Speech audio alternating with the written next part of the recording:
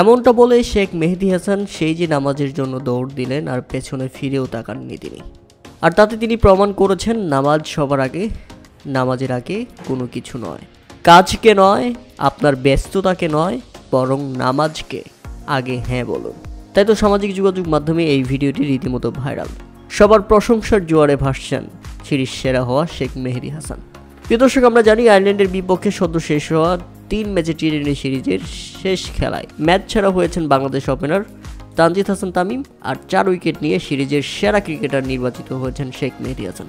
Series সেরা হওয়ার পর তাকে ঘিরেই সাংবাদিকদের ব্যস্ততা, তার ছবি নেওয়া হচ্ছিল, তার ইন্টারভিউ নেওয়া হচ্ছিল, আর এমন সময় মাগরিবের আজান দিয়ে ফেলে। আর সাথে সাথেই সব কিছু ফেলে শুধু সাংবাদিকদের বললেন, আর নিয়েন না ভাই, অর্থাৎ সাংবাদিকদের আর ইন্টারভিউ ছবি না দেওয়ার কথা বলেই নামাজের জন্য দৌড় দেন শেখ মেহেদী হাসান। আর যেটা ভক্ত সমর্থকদের ব্যাপকভাবে ভালো লেগেছে এবং সবার হৃদয় জয় করে নিয়েছে শেখ মেহেদী হাসান।